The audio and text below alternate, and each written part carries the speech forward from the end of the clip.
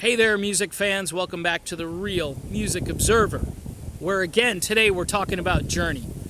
And a little bait and switch for you today.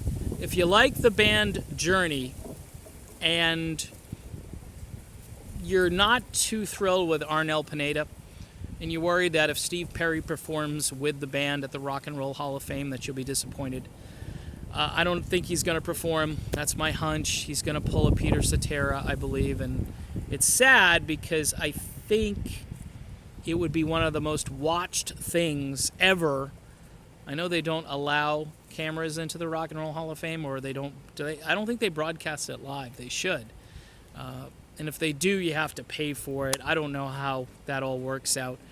But there's this band out here called Resurrection. Okay, and when I say out here, I mean touring the country. And their lead vocalist is probably the closest thing I've ever heard to Steve Perry in a totally legitimate way. This is a guy who, when you look at, the scale, he climbs the scale, he climbs the ladder, and there's probably another rung or two that he could go above that if he had to. He kills the ending in Open Arms. He destroys every single difficult part there is that Journey has, which is pretty much almost every song that Perry ever sang. The big test, obviously, is on the ballads like Open Arms and Faithfully. But for my money, Separate Ways is the key. If you can hit that, what I call Amazon kamikaze note at the end of that particular song, and this guy does, and he does it in a way that you'll go, holy crap, there's no straining, there's no struggle, and it's just an amazing event. So if you have a chance, there are some audio samples on YouTube. You ought to go listen to them. Resurrection is the name of the band if you type in Resurrection. Journey tribute band Resurrection. They're doing a tour this year called the Rock and Roll Hall of Fame Tour.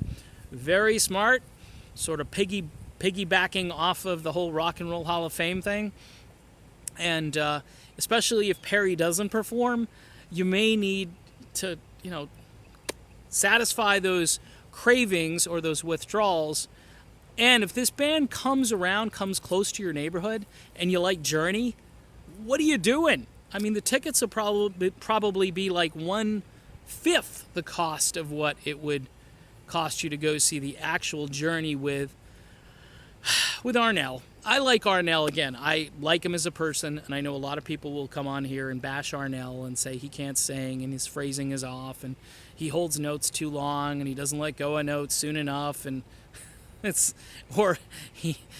just, look, Arnel is fine. I watched a clip. Him on, I think it was Ellen last year, and a bunch of swooning women all over that audience. I mean, they think that they're only the chicks like Journey, and, the guys secretly like Journey. I mean, yeah, it was a chick band, but you could bring a date to a Journey concert. That was the key to it, that the chicks were really into the music. But in any event, Arnel did an okay job. He had to sing Open Arms, and he sang it okay. But this Resurrection dude, don't know his name. He's also got the look. He plays the part. In other words, he sounds like Perry, and he dresses the part. He's got sort of the prancy stage moves that Perry had, especially if you look at, say, like the Live in Houston from 81. He's doing the whole Live from Houston in 81. 81 is the tour that I saw the band on, so life was good for me at the time. But in any event, I'd like to just say this, that if Perry doesn't perform at the Rock and Roll Hall of Fame, one can forgive Perry, because even if you listen to his performance with the Eels a couple years back, and you listen to what he did with the Eels song, which I thought was very impressive, but then he starts Open Arms about halfway through, he picks the key that it's going to be sung in, and the band follows him. And maybe they didn't even know what he was going to sing. Hopefully they did, because they would have to play catch-up pretty quick, but musicians are usually good at that. And Perry sings the song. He's raspy. He's very raspy and hard to hear. At least the audio kind of sucked, so that didn't help the whole presentation. I think he could still sing. I just don't think he can sing those high notes. And look, the dude is pushing 70 years old. I get it. He was probably the greatest rock voice vocalist of all time. There's not a whole lot of debate on that. There are some people, put Robert Plant in there and various other folks that have had amazing careers. And longevity-wise, you got to look at guys like Dennis DeYoung, Paul Rodgers, who, to me, they just defy genetics, and they must have taken much better care of their vocal cords. Not sure. But when you compare them to Kevin Cronin, for instance, who kind of sounds like a mouse these days, he's kind of mousing out the sounds. He has lost all of that deep down depth that he used to have, and it's very nasally and very up here, which is weird. It's weird what can happen to vocalists. Don Barnes, too, from 38 Special, he's doing that stuff. Some guys get deeper, like Elton John, and then other people. I know Elton John actually had vocal cord surgery, though, to make him actually sing lower, but that was back in the 80s. But he hasn't really lost his ability to sing the songs, say, post, 1981 or 2.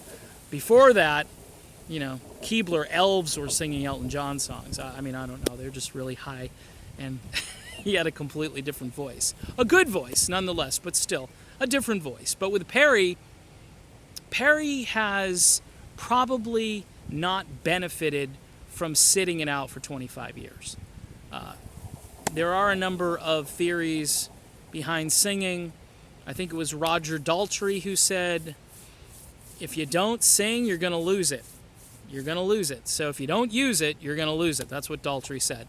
And I believe that, because Daltrey came back after a couple of years, and he was raspy, but when push came to shove, he was able to deliver on some of the more difficult songs from the Who's catalog. Even Won't Get Fooled Again, believe it or not. I listened to all of their live performances for a couple of years back in 14 and 15 when they hit the road again, and they sounded pretty good. Pete Townsend sounded pretty good too.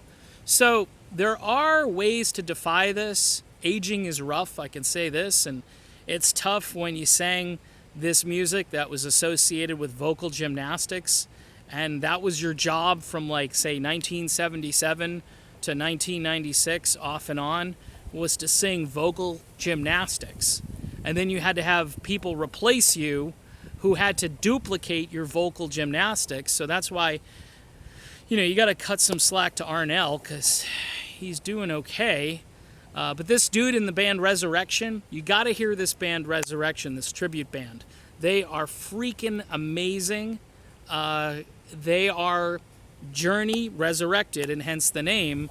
It is just, if you have an opportunity to go see them perform, or better yet, just go on YouTube. You can go on their website. I think it's just, their website's pretty catchy.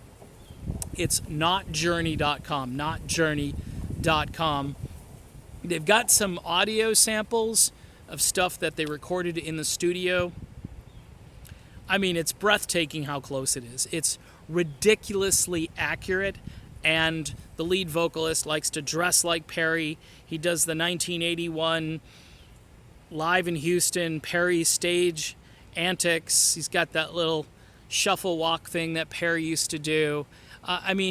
They got it down. It's part vaudeville, but the other part, the part which is authentic, is the guy's voice kills it. He absolutely kills it. Just as an analogy, if you're climbing a ladder and you got to get to the high note, this guy climbs the ladder and probably has 1 or 2 extra rungs available to him that he could reach, because his vocals are that impressive. They're that good. So my advice to Journey would be, eventually, that Arnell train is probably going to run off the tracks, or he's going to want to head back to the Philippines or something. He's going to feel like he just can't compete with the voice. I know he's kept it humble and he's kept it real, but let's be totally honest. His phrasing is off. He holds notes for way too long at times, and he's not keeping pace with the actual tempo and lyrics. A lot of times he misses cues. He is a great replacement. I will say this. He's a great replacement, but I think he's pretty much done all he can do to try to fill the shoes of Steve Perry. This other gentleman in this Resurrection outfit, if he hasn't sent a tape to Neal Schon yet, he needs to send Neal Schon a tape and a video, because Neal, this is dead on. I know you love Arnel. It's a great rags to riches story. He's not going to be broke. He made some money. Hopefully he's able to put away $1 million or a couple $1 million from touring with you guys. I hope you gave him a pretty good payday, because he deserves it. And look, again, things change all the time. People age, and Arnel was a good replacement, but I think this other dude is better. Let's put it that way. He's just better. He's better to listen to. And as far as Steve Perry goes, he should just at least show up at the Rock and Roll Hall of Fame. Just show up. Just walk out there with the group. Even if you sang with Arnel, for crying out loud. I know Arnel would probably just step aside, because he said 100 times, if Steve wants to come back, the microphone's yours, or his. And it would be a cool thing to say. Anyway, my name is Dave. This is the Real Music Observer. Check out Resurrection again. The website is notjourney.com. Pretty simple, easy to remember. It'll be worth a listen. Talk to you soon.